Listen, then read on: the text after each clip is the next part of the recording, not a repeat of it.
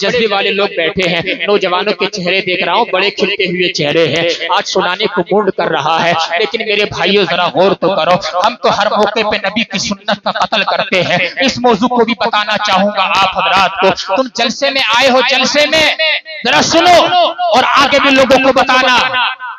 آج لوگ جو ہیں جلسوں کا بائیکاٹ بھی کرتے ہیں، شفیق صاحب قبلہ، اور جو ہے لوگ جو ہے میلاد النبی سے بھی دور کرتے ہیں، جلوس محمدی کو بھی بدعت بتاتے ہیں، اس کے علاوہ جھنڈے لگانے کو بدعت بتاتے ہیں۔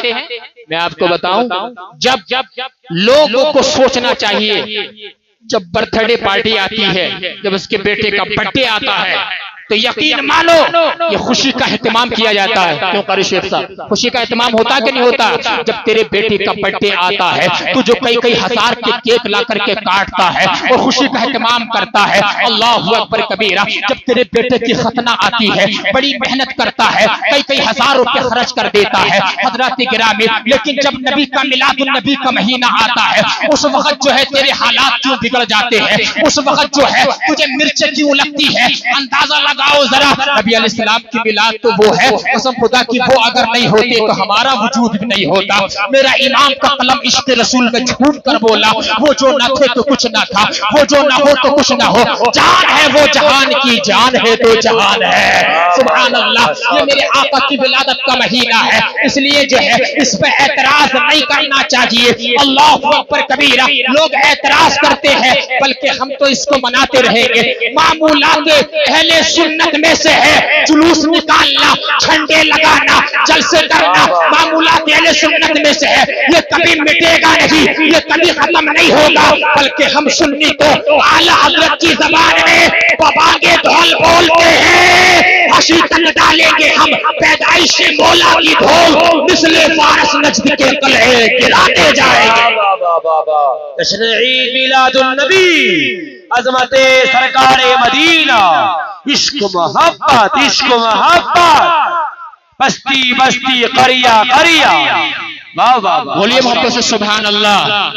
اندازہ لگائیے، جلوس تو ختم نہیں ہوگا، جھنڈے لگانا بھی ختم نہیں ہوگا، اور مزارات اولیاء پہ جانا بھی ہمارا ختم نہیں ہوگا، بول دو سبحان اللہ۔ لیکن ذرا دیکھو، جلوس تم کرتے ہو، اپنے گھروں کی چھتوں پہ جھنڈے بھی لگاتے ہو، لگانا چاہیے، سید الملائکہ حضرت جبریل امین کی سنت ہے، مزارات اولیاء پہ بھی آنا چاہیے، مستحب کام ہے، لیکن ذرا دیکھو، ہم صرف جلسوں والے ہو کر کے نہیں رہنا چاہیے، صرف ہم نے جلوس نکالا، اس کے بعد جب تمہارے گھر میں کوئی خوشی آئی، اندازہ لگاؤ میرے بھائی، جب خوشی آئی کوئی تو اس موقع پر جو ہے لوگ رقاصاؤں کو بلا کے 2-2 لاکھ روپے دے کے، اللہ اکبر، کبھی انیس صابری قوال کا پروگرام کرایا جاتا ہے، کبھی کسی رقاصہ ناچنے والی کو بلا کر کے اتنا لمبا چوڑا پروگرام کرایا جاتا ہے کہ آنکھیں بدنگاہی کا شکار ہو جاتی ہے۔ تمہیں معلوم نہیں ہے کیا امام شافعی کا فتویٰ ہے، جس کی نگاہ جو ہے حرام کو دیکھے گی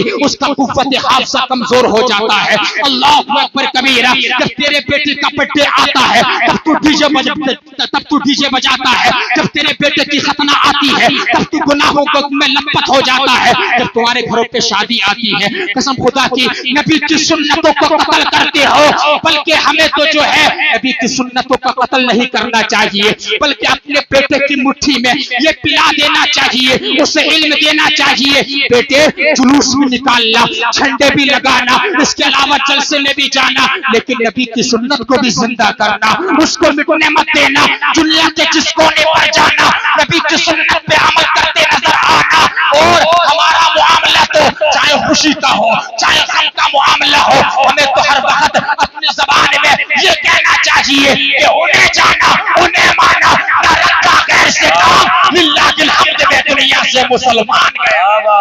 ماشاءاللہ ماشاءاللہ، یا رسول اللہ، ارے زور سے جواب دو یار، نعرے کا زور سے۔ زندہ باد زندہ باد، مرحبا مرحبا مرحبا، ماشاءاللہ، لبیک یا رسول اللہ، لبیک یا رسول اللہ، واہ، اللہ اکبر یا رسول اللہ، ماشاءاللہ۔ اچھا ادھر والے نہیں بولے قاری شیخ صاحب، یہ اندھیرے کا فائدہ اٹھا رہے ہیں کیا؟ اللہ تعالیٰ جنہوں نے یہ نعرہ لگایا ہے، کیا نام ہے بھائی آپ کا؟ اچھا رفیع صاحب، اللہ تبارک و تعالیٰ ان کو اسی سال مدینہ منورہ کی زیارت نصیب فرمائے. آمین آمین ماشاءاللہ. اللہ تعالیٰ ہم سب کو بھی مدینہ منورہ کی زیارت نصیب فرمائے، کعبۃ اللہ کا دیدار نصیب فرمائے. آئیے تھوڑی دیر اور میں آپ کو ضروری باتیں کرنا چاہتا ہوں آپ حضرات سے. اگر آپ کو اچھا لگ رہا ہے ذرا محبت سے بول دیں سبحان اللہ. یہ علماء کرام میری سپورٹ میں، میری حمایت میں ہے، ان کی دعائیں لے کر کے میں بول رہا ہوں. ایک بار بولیے ذرا پیچھے والے سبحان اللہ. حضرات دیکھیے، نبی کی سنتوں کا قتل کرتے ہیں. اچھا نبی کی سنتیں کتنی ہیں آپ بتا سکتے ہیں مجھے؟ آپ صرف جو ہے 10 سنتیں بتا کر ختم کر دیں گے بات. جبکہ آپ کو بتاؤں حکیم الامت مفتی احمد یار خان نعیمی نے اپنی کتابوں کے اندر حضور علیہ السلام کی 450 سنتیں ذکر فرمائی ہیں. بولو سبحان اللہ. کتنی سنتیں؟ زور سے بولو.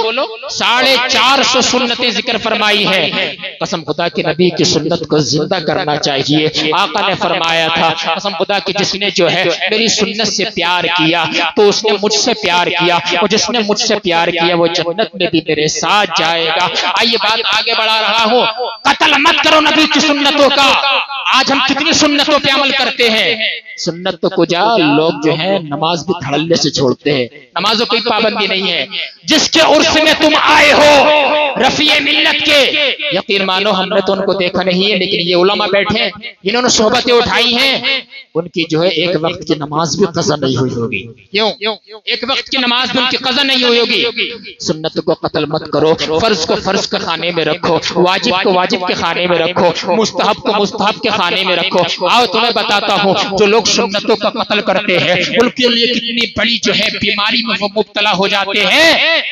سر میں تیل ہم لوگ نہیں ڈالتے، آنکھوں میں سرما ہم نہیں لگاتے، ہم ناخن نبی کی سنت کے مطابق نہیں کاٹتے، ہم جو ہے غسل نبی کی سنت کے مطابق نہیں کرتے.